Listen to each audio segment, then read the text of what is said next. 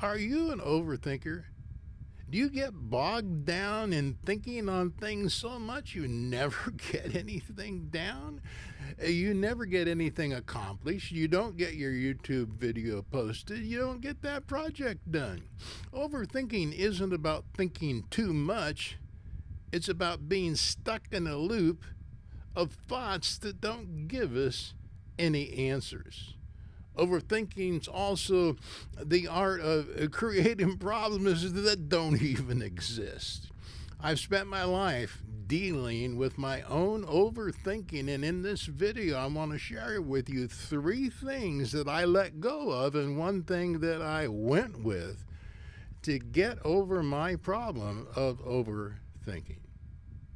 Hi, this is Old Mike, old me, living better. My motto's real simple. If you ain't dead, you ain't done. And I don't have to overthink that at all. So here are the 3 things that you need to let go of that I let go of that help me overcome overthinking. Number 1 is let go of expectations. Now, it requires a simple mindset. It's to accept uncertainty in my life. I don't depend on outcomes anymore. In other words, I shift my focus to process instead of outcomes. When I started my YouTube channel, I'd sit down and I would overthink what I want this YouTube video to be like and the results it would get and how many people it would reach. That's a waste of time. That's overthinking.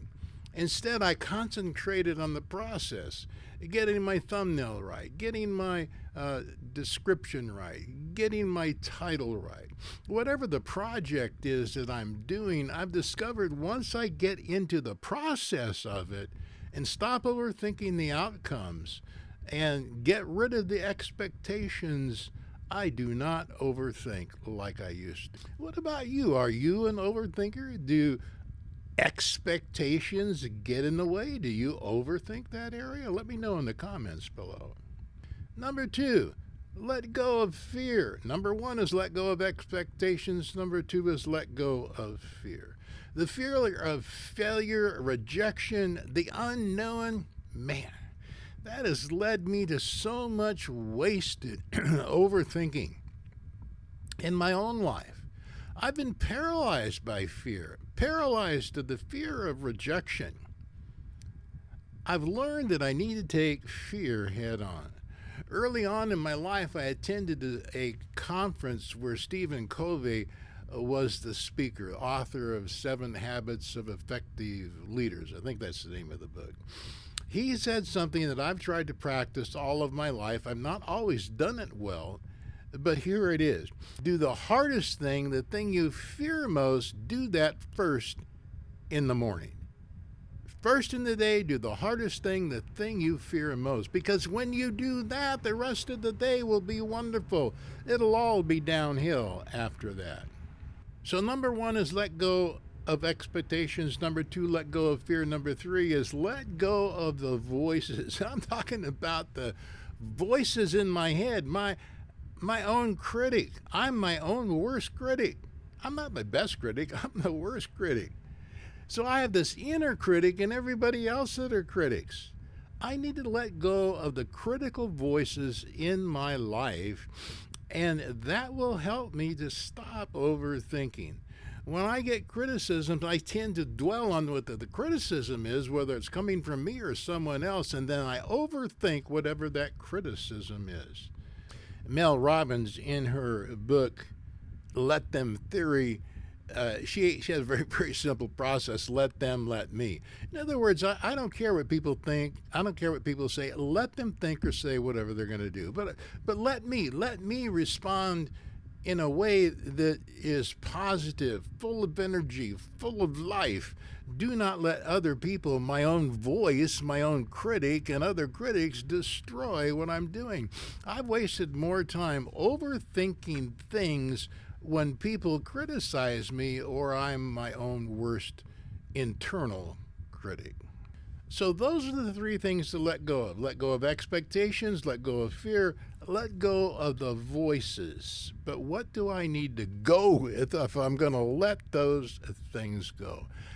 I don't know what to really call this. This is a process I've been using for several years now. I've generally developed it into a system that works for me. It may work for you. I don't know. I encourage you to take a try at it. I call it deep thinking. Cal Newport, in his book Deep Work, calls overthinking shallow work. And I definitely don't want to be doing shallow work. My own term for this that I use, I call it thought aggregation, or thought testing, or thought organizing. So my process is pretty simple. So here's what I do to defeat overthinking. I use three things: thought organization, reflection, and testing. My system is I use my Plod note recorder. You can use your phone. You can use any kind of recording device to make this work for you. The way I do it, I'm recording thoughts all of the time. Wherever I go, I'm recording ideas. It helps me from overthinking because I'm thinking all the time. I just putting all of my thoughts down into my Plod recorder. I take the transcription of what I have recorded and I put it into an Apple Notes file. And then I take that Apple Notes file of the transcription, I print that out, and then I will sit on it for a day or two. I'll read back through that transcription. Then I will use my Oxenpine journal, and I will write out or journal out my thoughts about what was in the transcription about my thoughts. I wait another day or two, and then I take that transcription that I have in my Apple Notes and I drop it into an AI program. I use a pro version of ChatGPT, which is great because it has different way to create projects and whatever.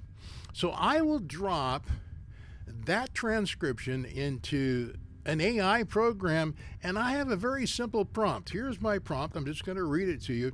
Here are my thoughts on. Then I fill in the subject. What expectation, fears, or self-criticism do you see in what I have written? How can I turn this into an action plan? Give me at least 3 CTAs, call to action. That's my prompt. Sometimes I change it a little bit here and there. And then I let ChatGPT produce what AI would say about what I have written, about my thoughts. Then I compare what ChatGPT, what AI has said, with what I've written in my journal. Now, I know this sounds like a long process, but it's really not overthinking. It's not shallow thinking, as Cal Newport says. This is deep thinking. I'm taking the time to follow a process. I'm not wandering around in circles that don't lead to answers.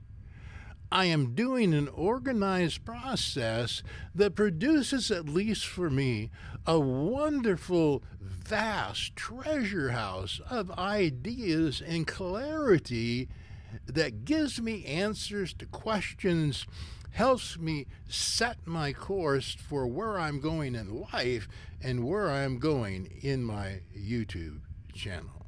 Remember, overthinking is being stuck in a loop with no real answers. Letting go of these 3 things that I have mentioned and going with deep thinking has set me free for a new way of thinking through things without overthinking things to get great results. Now, I've referenced several books during this video, and some books I didn't reference, but I've used it as resources in my study of overthinking. I've listed them in the description if you want to check those out. So this is old Mike, old me, living better. I hope this video has been helpful for you as I've shared my struggle with overthinking and how I have overcome overthinking. If it's been helpful, let me know in the comments. Let me know your struggles and how you're doing. I really appreciate that. Have a great day. See you next time.